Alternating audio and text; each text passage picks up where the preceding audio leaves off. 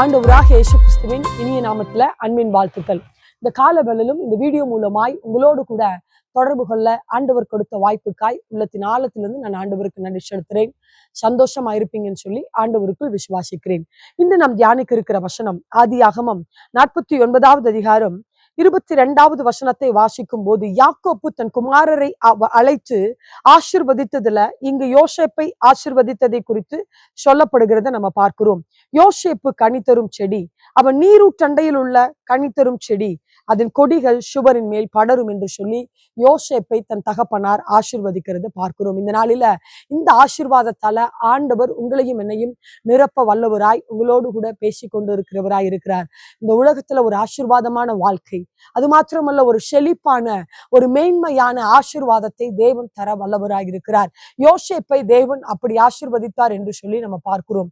யோசேப்பை தேவன் அப்படி ஆசீர்வதிப்பதற்கு யோசேப்போடு கூட கர்த்தர் இருக்கிறவராய் இருந்தார். 39வது அதிகாரத்துல ஆதியாகமத்துல பார்க்கும்போது யோசேப்போடு கூட கர்த்தர் இருந்தார், அவன் காரிய சித்தியுள்ளவனானான்.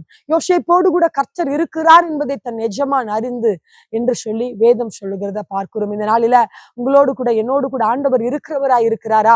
இல்லை என்று சொன்னால் ஒரு குறிப்பிட்ட நன்மைகள் வராவிட்டால் ஆண்டவரை நம் மறுதளிக்கிறவர்களாய் இருக்கிறோமா என்று சொல்லி இந்த நாளில சீர்தூக்கி பார்க்க அழைக்கப்படுகிறோம். தேவன் உங்களோடு கூட இருப்பார் என்று சொன்னால், ஆண்டவரை நீங்கள் சார்ந்து இருப்பீர்கள் என்று சொன்னால், உங்களை கனி தருகிற செடியாய், அது மாத்திரமல்ல ஒரு செழிப்பான நீரூற்றண்டையில கனி தருகிற செடியாய் தேவன் மாற்ற வல்லவராய் இருக்கிறார்.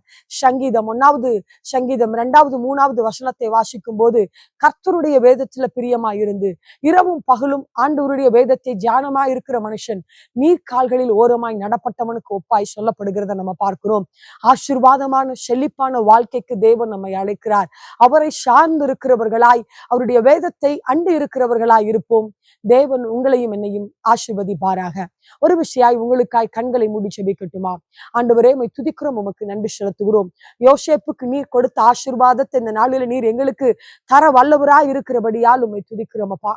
யார் யார் சோர்வோடு கூட, கவலையோடு கூட, வேதனையோடு கூட உம்முடைய பாதபடியில ஆண்டவர் தான் எல்லாம் சொல்லி வந்திருக்கிறாங்களோ, அவரை நீர் அப்படி மாற்றுவீராக. கனிதருகிற செடியாய், ஆசீர்வாதத்தின் வாய்க்கால்களாய், நன்மை நிறைந்தவர்களாய், உயர்வுகள் நிறைந்தவர்களாய் நீங்க மாட்டுங்க நாங்க ஜெபிக்கிறோம். ஒவ்வொருவருடைய வாழ்க்கையும் அப்படி இருக்க நீர் உதவி செய்கிறபடியால் உம்மை துதிக்கிறோம், உமக்கு நன்றி செலுத்துகிறோம் ஆண்டவரே. இயேசுவின் நாமத்துல ஜெபிக்கிறோம் எங்க நல்ல பிதாவே, ஆமென். ஹல்லேலூயா. தேவன் நிச்சயமாய் உங்களை ஆசீர்வதிப்பாராக. ஆமென்.